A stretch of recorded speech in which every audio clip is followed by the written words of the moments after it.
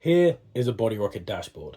After your ride, this is a high-level overview of your CDA for each run. As you can see, this rider here tested a tri-suit for ride 1, a skin suit, and another skin suit. And there's some interesting things about this data which we'll dive into in a minute. But as you can see, the average CDAs imply that the second skin suit is the slowest. But not only can we look at your CDA data, we can also look at your hydration levels. Because we're measuring all the forces, not just the horizontal forces, we can get a window into your hydration levels. Of course, here we're testing different skin suits, so there could be some variability in the weight. However, if you're testing positional changes and wearing the same configuration of clothing and helmets, you can get a really good idea of how well hydrated you are throughout your rides. We can also look at the weight distribution of you on the bike. So here are the average weight distributions across each run. But as we collect 28,000 measurements every minute, we can also look at your data in a lot more finer detail. Here is a highlight of the averages for each lap for this rider. And as you can see, there's a lot of variability. And usually this would raise red flags. But this rider in particular wanted to test the skin suits in 4 different positions and did a different position for each lap. So you can see this is their general baseline position. They've clearly changed their position to be a little bit faster, and these later 2 positions are a little bit slower. But this position here could be a position where he can generate more power. So it really opens up the door into not only training to your power, but also training to your aerodynamics and learning about the compromises. So here's run 1. And if we take a look at run 2, you can see that the lap 2 position is certainly a lot faster. Or with that skin suit, should I say. And then with skin suit 2, it's even faster. So here, this rider was able to test their different skin suits in different positions and find out what is fastest. And the question now lies, what kind of compromise are they willing to make to be more aerodynamic for a certain positional configuration?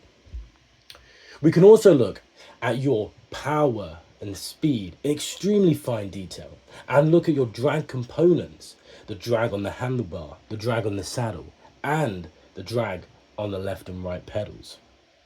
Not only that, we can also look at your moments across time, the torque on the handlebar and the saddle. And this was extremely important for our testing with Gustav Iden. When he was in Kona, he caused a stir with the position that he held.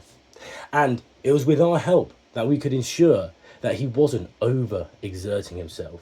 We could look at their pitch measurements and the roll measurements to ensure it wasn't outside the specification for the bike and not outside anything that he couldn't handle. Here, with our super fine data, we can also look at your position on the saddle. Some of my research, to shuffle or not to shovel, is on shuffling and is published in the Journal of Science of Cycling. And as you can see, here is what shuffling might look like.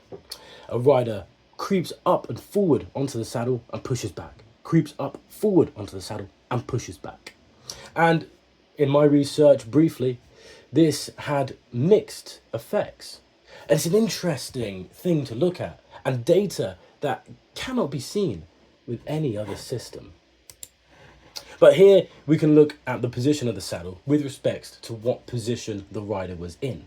And clearly the rider moved further forward on the saddle for these different positions. And this can really give you a good indicator of your CDA across the runs and, let you realize whether these CDA changes are due to wind variability or due to your ability to hold a certain position. We can also look at your weight distribution on the bike. Again, a very important bit of data that we looked at for Gustav Iden. It allowed us to ensure that we weren't putting too much weight over the front.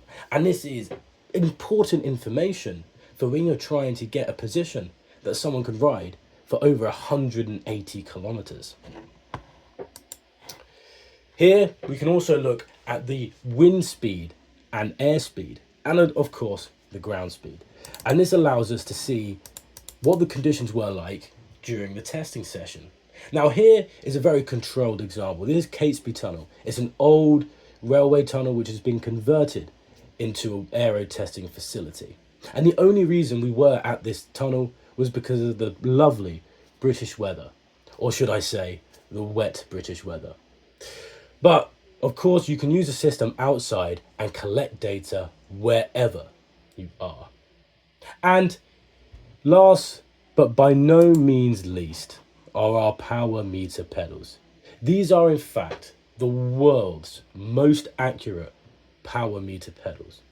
And because of that, to a super fine degree, we can look at your angle of max power and get a super accurate measurement of the power that you produce. Now, why is it that accurate? Well, it's because we designed our pedals to measure the tiny forces of aerodynamic drag. And as a result, we've created a pedal which is also the most accurate in the world.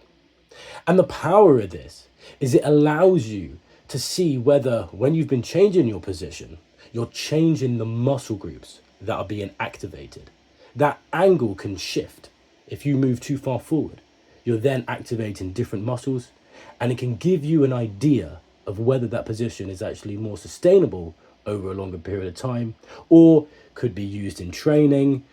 With this data, the sky is the limit. Of course, here we're showing a lot of data.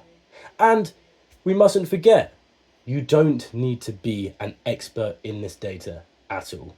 Brian, the AI assistant, is there to help you every step of the way, look at all this data and make you more aerodynamic.